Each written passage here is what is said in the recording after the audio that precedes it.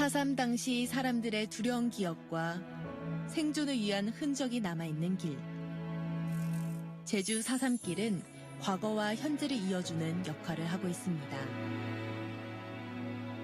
동광마을은 최대 피해 지역 중 한 곳인 만큼 4.3이 남긴 유적이 많은데요. 오늘은 저희가 안덕면 동광리에 나와 있습니다. 얼마 전에 오라동에 4.3길이 개통되었다는 소식 들었는데요. 이곳 동광리에 가장 먼저 4.3길이 조성되었다고 하죠? 네, 이 산남 지역에서 가장 피해가 많았던 동광리를 제일 먼저 4.3길을 개통하게 되었죠. 그러면 오늘은 동광리 4.3길을 함께 걷게 되는 건가요? 네, 오늘은 4.3 당시 동광리 사람들의 고난의 피신의 흔적이 있는 큰 넙계를 중심으로 둘러보도록 하겠습니다. 갑작스러운 토벌대의 습격에 크고 작은 굴로 피신했던 동광리 주민들. 살기 위해 울부짖었던 그 처절한 현장 속으로 떠나봅니다.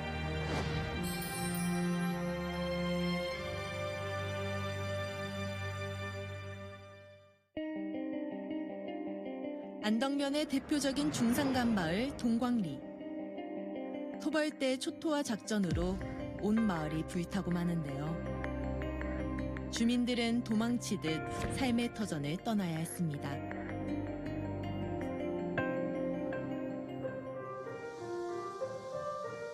동광리 주민들은 마을에서 떨어져 있더라도 좀 더 안전한 곳을 찾아다녔는데요. 추운 겨울 큰 널개는 몸을 숨기기에 안성맞춤이었습니다.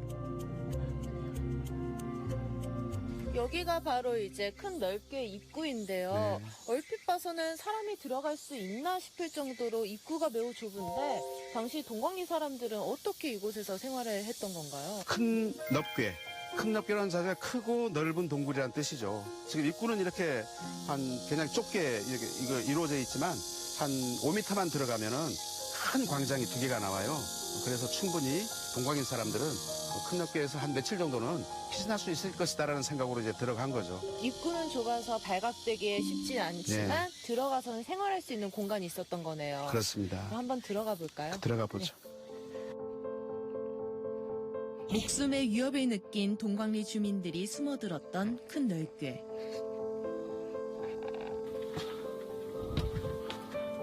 비좁은 통로를 한참 기어가 사다리를 타고 내려간 곳에는 커다란 공간이 나왔는데요.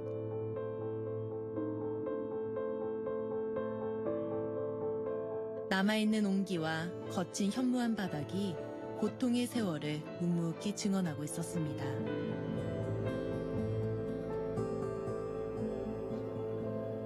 얼마나 많은 사람들이 이곳에서 피신을 했던 건가요? 한 120명의 이제 마을 주민들이 굴 생활을 하게 되는데 처음 올 때는 뭐 길어야 한 일주일 정도 피신하면 끝나겠지 하는 그런 생각이었죠. 40일이 되고 50일이 되다 보니까 화장실도 어느 특정한 공간을 정하고 평평한 곳에는 어린이들이 잠자게 하고 하는 그 50일, 60일 동안의 그 동광인 사람들이 굴 속에서 피신 생활은 나름대로 철저하게 어떤 공동체를 지키고자 하는 피눈물 나는 어떤 그 삶의 그 현장이었다고 봐야 되겠습니다. 어둡고 음습한 굴 속에서 동광리 주민들은 살기 위해 악착같이 버텼습니다.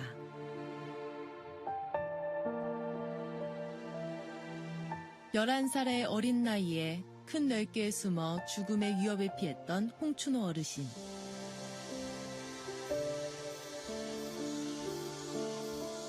짐승만이는 못하게 살았어 여기서는. 요즘 짐승들이야 고급이지. 먹는 것도 범벅이나 먹고 그네 허이니까 우리 동생들은 5살, 2살, 8살짜리 애들인데 애기들은 다 몰라가고 물 가져갈 수가 없어. 거기는 물 가져갈 수 없어. 천장에서 물이 뚝뚝 떨어져.